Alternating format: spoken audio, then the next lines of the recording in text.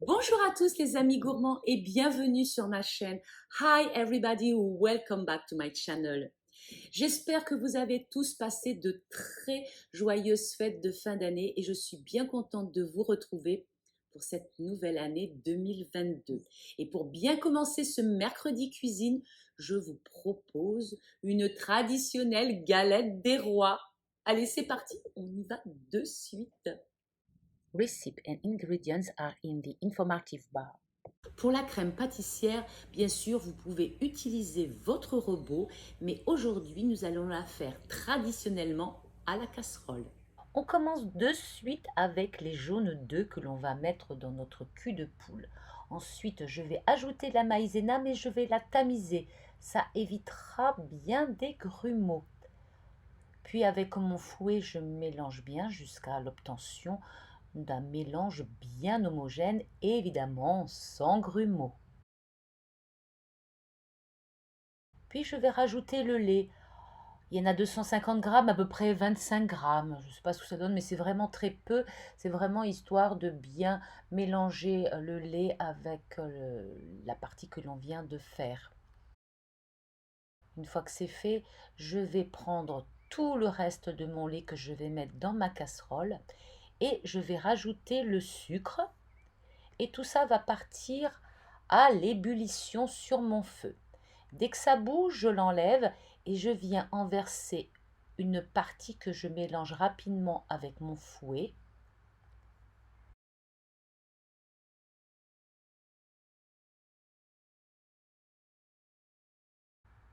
Et je vais remettre l'ensemble dans ma casserole.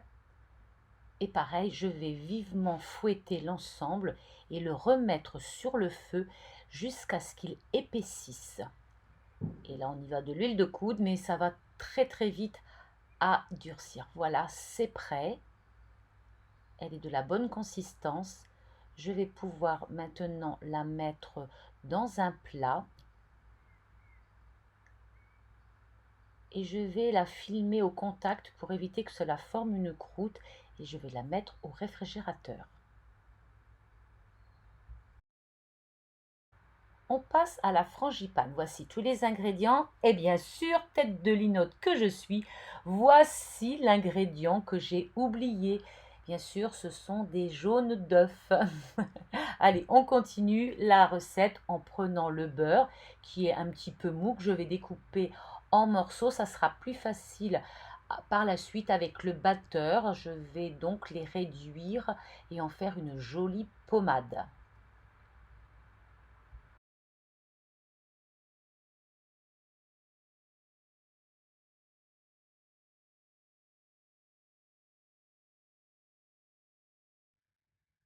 Je vais ajouter le sucre tout en continuant de battre et je mélange bien l'ensemble. Une fois que c'est fait, vous voyez, ça prend quand même un peu de temps, même si je mets en vitesse rapide. Je rajoute ces fameux jaunes d'œufs que j'avais oublié de mettre dans ma recette. Aïe, aïe, aïe, aïe, aïe, on ne se changera pas. Bref, je continue. Donc, une fois que c'est bien homogène, je vais rajouter 2 à 3 gouttes d'essence de vanille et je continue à battre. Puis, on rajoute la poudre d'amande. Et pareil, on mélange bien l'ensemble. Et pour que ce soit bien homogène, je vais prendre une cuillère et je vais bien mélanger l'ensemble. J'ai sorti ma crème pâtissière du réfrigérateur et je vais en prélever environ 100 à 150 grammes que je vais incorporer à ma crème d'amande. Le reste de ma crème pâtissière me servira à faire une autre galette des rois.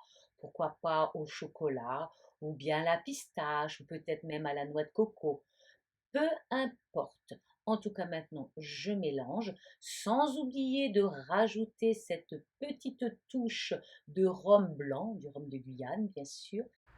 Je donne un dernier coup de fouet pour que le mélange soit bien homogène. Maintenant, je vais le mettre au réfrigérateur.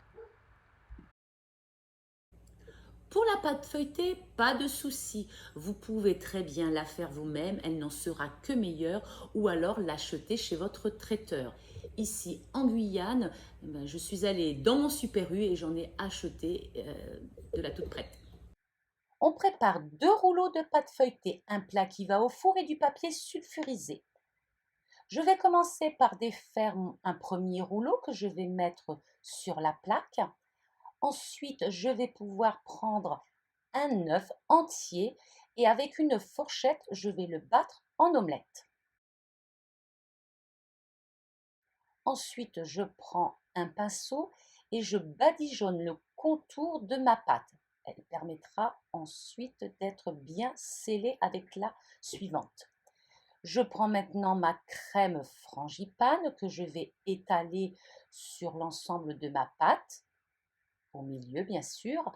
Ensuite, je n'oublie pas la petite fève. Aujourd'hui, ça sera un canard. Et je vais dérouler ma deuxième pâte que je vais poser dessus délicatement, bord contre bord.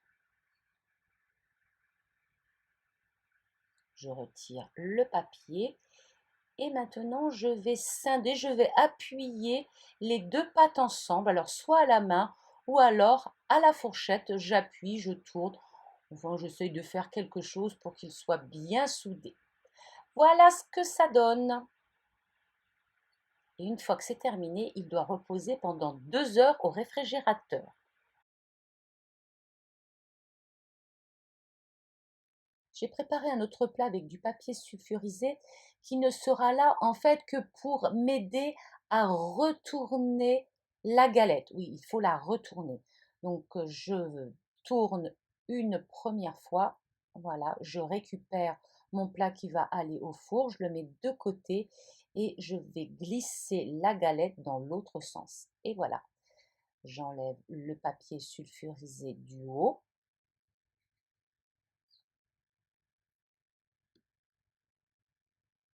Et avec le reste de mon œuf battu en omelette, je vais en badigeonner tout le dessus de ma galette. Je prends ensuite un couteau et je vais tracer des formes sur le dessus de ma galette.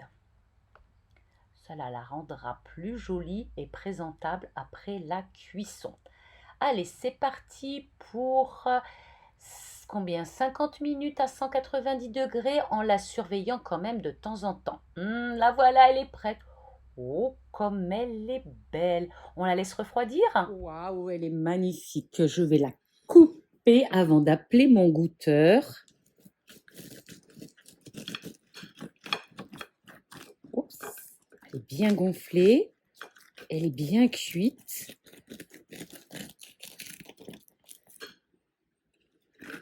J'ai senti aucune résistance. Ah, elle a levé comme une malade. Mon goûteur, viens. Je regarde. Elle est belle. C'est moi qui va avoir les télés. Oui. Alors, vas-y. Eh ben, en tout cas, elle est belle déjà. Elle fait envie. Mais approche-toi, montre-la un petit peu là. Oui. J'y suis allé à plein dedans. Elle est très bonne.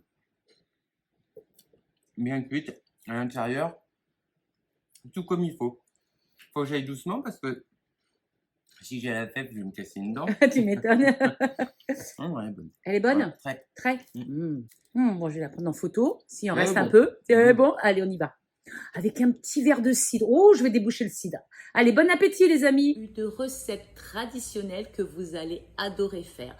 Vous pouvez piocher les ingrédients dans ma recette, doubler les volumes pour avoir beaucoup plus de crème frangipane à l'intérieur ou tout simplement réduire votre pâte feuilletée et au lieu de faire une 32, vous faites une 28 ou une 26 cm.